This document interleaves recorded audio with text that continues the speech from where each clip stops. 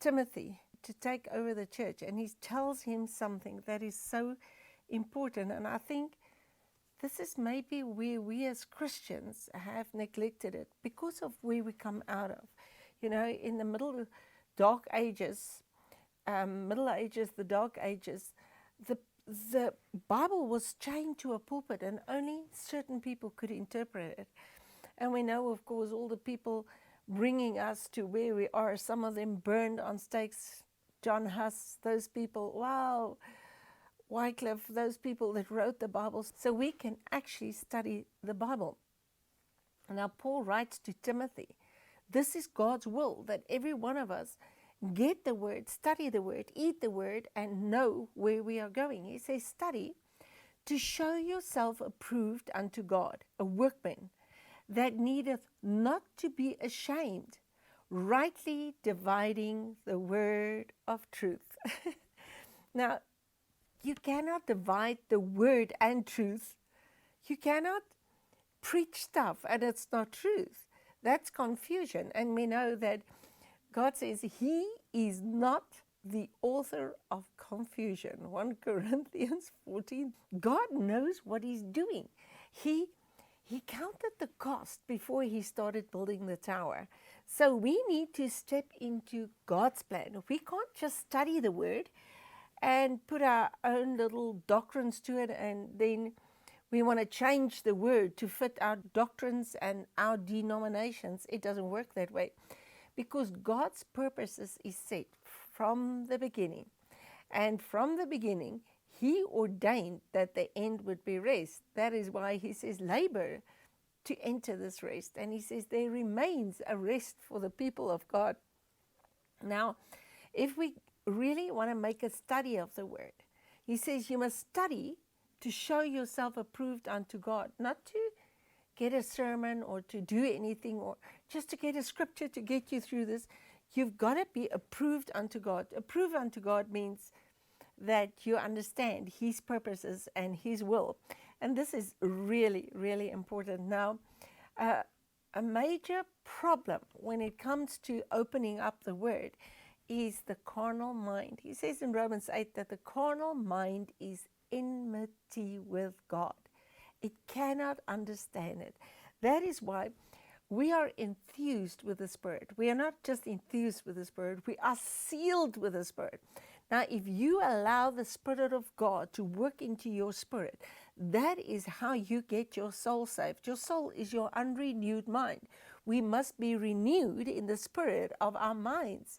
So we need to get the mind of Christ. And he says we have the mind of Christ by the Spirit that he has put on us. So I think it is time that we get rid of our minds more than anything else, because it's the natural human mind that leads people to places that we should not have gone. Now, he says here in 2 Peter 20, oh, I love this. I just love this. I'm going to read from verse 19. We also have a more sure word of prophecy. Now, Revelation, the last book, he calls this the final prophecy. And he said nobody can remove from this prophetic book. If you remove it, God's going to remove your name out of the book of life. You can't add to it. So this is very important, that you cannot just read the book of Revelation the way you want to. Now he says, we have a more sure word of prophecy, whereunto you do well that you take heed as a light that shines in a dark place. Wow! That brings us to the volume of the book. Because in the beginning, God commanded his light to shine. And now in 2 Corinthians 4, he says, God who commanded the light to shine have now shone in our hearts. What? This is just so awesome, because Isaiah 66 verse 1 says, heaven is my throne, earth is my footstool. Where is the place of my rest? And he said, there I will live, where there is a man with a pure heart and a contrite spirit. There God will find rest. And that will bring us to the rest. Oh, you cannot read the word separate. You have to understand times and seasons, which will lead you to the purposes of God. Now he says, it is a prophecy, as sure as a light that have shone into a dark place. Now he says, until the day star arise in your hearts. When Jesus came, he said, the true light is now come. But then the light went out again, because he said, work while it's day, for the night comes. Isaiah says, arise, shine, for your light has come, but darkness is also coming. So the morning star, the day star, is after this night period that started the final day after the cross. It started with evening and morning. And it was like a pre-show of it. When Mary came early in the morning, the stone was rolled away. But they held on to the stones. They held on to the law. And now that had to be removed for the kingdom to fully come. And he says in 1 John and 2 John and 3 John, the night is now over. The day is come. Now we have to understand that Jesus is as a thief in the night, but the night is a day of vengeance. Now, if you don't read that in the Spirit, it's going to be confusion.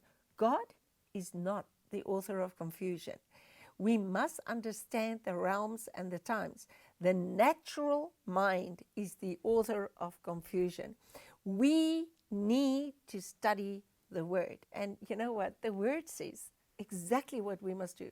Romans 2:7 says, we must seek glory, honor, and immortality, and we'll have everlasting life. He didn't say sit on your rockabye and wait, it'll come to you. He says seek it, look through the book. Isaiah 34 says seek through the book. Mate will find its mate, and the secrets and the mysteries of God will open up to you, and you will understand and not walk around like someone that doesn't know where he's going. The Word is ever established in the heavens. Psalm 119, verse 89. The Word is settled, established. The truth is in the clouds. It will not change. So we need to understand the truth of the Word. And the end is determined from the beginning. It is done. It is done. There's nothing you're going to do to impress God, or nothing. There's nothing from your side that's going to do it. So we really need to understand the Word. Now, when any doctrine comes and it doesn't have the approval of the Word, it's a problem. Because you can twist and turn the scriptures, but eventually time will show that it's not right. Now, this doctrine that I want to touch on today is the doctrine of the rapture. Now, you must understand that I am a person that when I got saved, I was so vulnerable and I was so hungry. I just swallowed everything everybody gave me. And anybody that's been longer on the road that I just believed everything. And then I went to Bible school at the age of 18. And I mean, these people can't be wrong. Now, I didn't know the Word, but I just swallowed up everything that came my way. I think God actually saved my life by letting me marry the man I married, because he turned the Word the right side up, and it has changed so many people's lives. But I was all the time really stuck to the rapture doctrine, and I remember all the exams. I would write exams, and there was words like the desolation about of the abominations, and I didn't know what on earth it meant, but I studied, and I got 100%. So my problem was I studied doctrine, and I didn't study the Word. And my husband was someone that kissed the Word, and he taught me to study the Word. But now my background is I held on to all these teachings of the rapture, and I would battle for it because this is what they taught me. But I actually went to Bible school because of fear. Now, the Word says, Paul writes to Timothy, the same book, 2 Timothy 1:7, God has not given us a spirit of fear. Now, I went to Bible school because of fear. Now, I don't know how we can justify what we carry and what we believe, even though it is not, it's contradiction with the word. So the word can never contradict itself. It is always the natural mind that messes up natural and spiritual, but the word does not contradict itself. And there is no doctrine that so instills fear in people's lives than the rapture doctrine. So I really believe, especially in this time of COVID-19, everybody is like, oh, it's the end of the world, it's the end of the world. Guys, it's not the end of the world when people say it's the end of the world. It's the end of the world when God says it's the end of the world. And by the way, what is the end of the world? Because he says in Hebrews 1, he says, now in the last days, God speaks through the Son. Hebrews 9:26 says, now at the end of the world, Christ brought the final sacrifice. Voila! So we need to understand what is the end of the world and what is the end of the earth. There are three worlds. 2 Peter tells us about. There's a world before the flood that was destroyed with water, a world after the flood that is preserved for fire. Why? They were the people that carried the patterns of God. They were in the preparation of the body, and when Jesus came in bodily form, they did not receive him. So they had to take the fire. They put him to the fire, and then they had to take the fire. Now, Ephesians says, glory be to God in the church, a world without end. The church, you can't preach the church and the end of the world, because the church is a world that is not going to end. So we need to discern between world and earth. There is a huge, huge difference. Now, when you speak about the rapture, it's generally, it just like includes the second coming of the Lord. This is what it's all about. When is he coming? When is he coming? And the rapture is forced into the coming of the Lord. Now, the coming of the Lord is not rapture.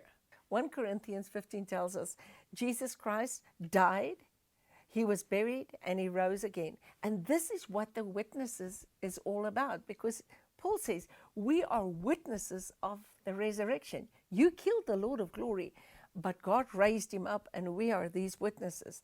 Now, where did these witnesses start? Except in Acts 1, when Jesus now for 40 days walked with them, and speaking concerning the kingdom, when he was ascending into the cloud, just before it, they said, are you going to restore the kingdom of Israel now? They didn't understand. Their natural situation overwhelmed their sight so that they could not see the plans of God. They just totally missed it. Jesus said to them, go wait.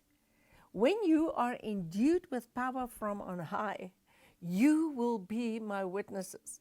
The power from on high came because he ascended and he poured out gifts. He poured out the Spirit on us, all the giftings. I just want to say, stay in your gift. That is freedom. When he had spoken these things, listen to this. While they beheld, he was taken up in a cloud, and a cloud received him from their sight. Now, a cloud received him up out of their sight. And while they looked steadfastly towards heaven as he went up, behold, two men stood by them in white apparel, which also said, you men of Galilee, why do you stand gazing up at heaven? This same Jesus, which is taken up, everybody, taken up, not raptured. The word rapture is not in the Bible, but the word caught up is. Now here, Jesus was taken up into the cloud. Now Paul was caught up into the third heavens. What? Where was his body? His body was still on the earth. So Jesus, just before he died, he talked about, guys, I'm going to go prepare you a place that you can be where I am. Now, this is a place in the Spirit, and we know that if we are born with Him, we are raised with Him, and we are seated with Him. That is the place He went to prepare. And here He went, and He's now waiting there for us, and we are seated with Him in heavenly places. Where is that? Is that some planet somewhere beyond the blue? No, it is right here, because heaven has opened up. And the Spirit came here. Jesus said, no one has seen the Father except me that comes from heaven. Who is in heaven? Where was He? He was talking to the people in heaven. So when He was caught up, there was this cloud and He disappeared.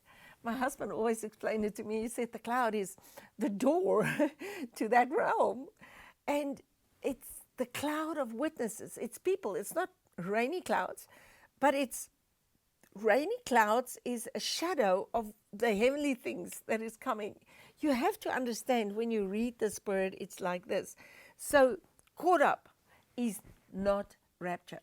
Now the main scriptures that they use is in 1 Thessalonians 4 verse 13, where they say, when He comes with the sound of the trumpet, He will bring all the saints with Him. That's a cloud.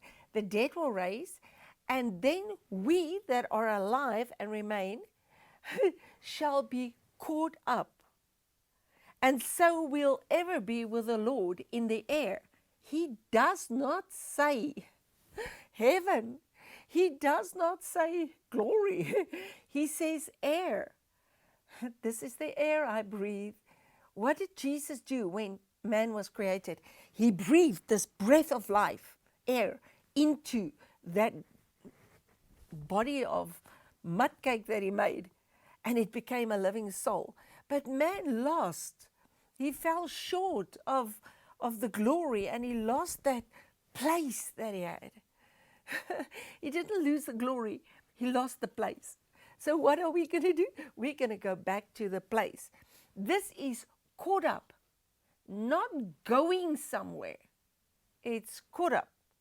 Now, Jesus, when He ascended, He was caught up, and He says He will come the same way. The coming of the Lord is not a coming from somewhere, it's appearing. So you can go study through the Bible. There's an appearing and a coming, appearing and a coming. And we need to understand that coming is not a going somewhere, it's a realm that opens to us. So the final coming of the Lord, the final appearing of the Lord is we're going to step into that place. When we see Him, we will be like Him. You see, our natural mind makes these things in pictures that it's so far from the Word. So we need to study the Word and rightly divide the word of truth. So He will come again. He shall so come in like manner as you see Him go into heaven. So where did He go? He went into the heavenly realm. When He comes again, we're going to meet Him and we'll be in the air, not the heavenly realm, because the realms will be restored again. So from the beginning, it is said, this is what God wants and this is what it's going to be. And no doctrine, no flu virus, no president, no government, no war will ever change the purposes of God.